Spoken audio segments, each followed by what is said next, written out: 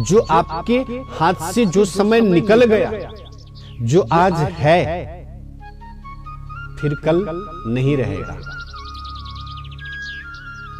आज है, कल नहीं रहेगा। उस कार्य के लिए हमें क्या करना चाहिए? कुछ भी नहीं है तो कल युग केवल नामो यधारा। कल युग केवल नामो यधारा। सुमिरी सुमिरी नर उतरहि पारा। कुछ भी नहीं है। जब भी आप खाली समय में कहीं बैठे ना, तो मुझे तो ऐसा लगता है कि सर्वम त्यक्त्वा हरिम भजेत। सबको परित्याग करो, सबको छोड़ो। और जब भी आपको ऐसा लगता है कि मेरे पास में कोई कार्य अब नहीं है, हम तो अब शेष बैठे हुए हैं, मेरे पास में कोई कार्य ही नहीं, उस समय में ईश्वर का चिंतन किया जाए और राम राम उच्चारण। और मैं ये नहीं कहूंगा कि सिर्फ राम राम ही उच्चारण, जो भी नाम है नाम लिया जाए, जय श्री राम का नारा लगाया जाए, हृदय में उस परमात्मा को बैठाया जाए। नहीं तो ये खाली जो दिमाग है ना, शैतान का घर बन जाए। और फिर उस समय में जब आप विचलित होंगे ना, तो फिर आपको उस भटके हुए मार्ग से कोई जल्दी लेकर के आ नहीं पाएगा। विचलित जब हो जाएंगे तो उस समय में भटके राह से कोई आपको फिर बचा नहीं पाएगा। इसी के लिए निवेदन है, दुख किसके जीवन में नहीं आया, सुख किसके जीवन में नहीं आया। सुख और दुख ये दोनों मानो कि एक आपस में ये भाई भाई है, दोनों एक आपस में भाई भाई है। परीक्षित का जन्म होता है और परीक्षित जी महाराज को उत्तराधिकारी बनाया जाता है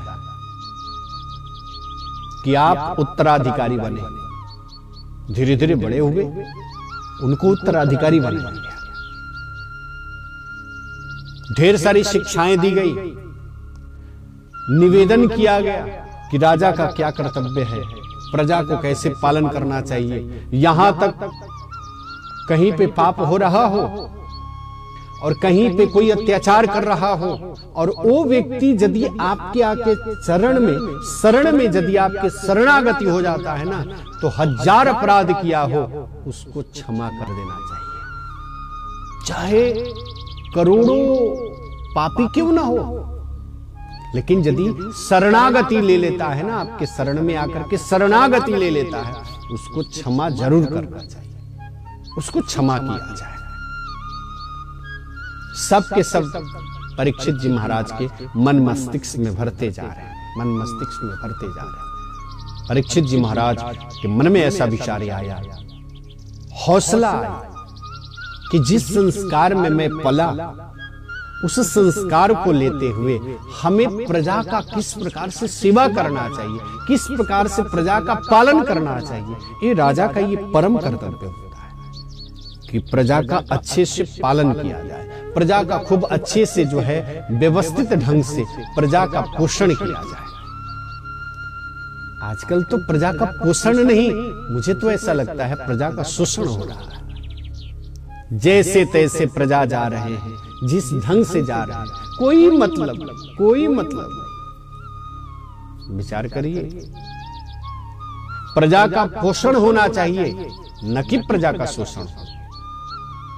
प्रजा का जब शोषण होना चालू हो जाएगा ना, तो उस देश के राजा, उस देश के मुखिया, उस देश के प्रमुख कभी शांति से रहना ये चाह ले कि मैं शांति से रहूं, भले प्रजा का शोषण हो रहा है, मैं शांति से अपने जीवन को व्यतीत करूं, बद्दुआएं लग जाती हैं उस राजा के ऊपर, उस मुखिया के ऊपर, उस प्रमुख के ऊपर बद्दुआएं लग जाती हैं लोगों, क्योंकि लोग सुखी नहीं है।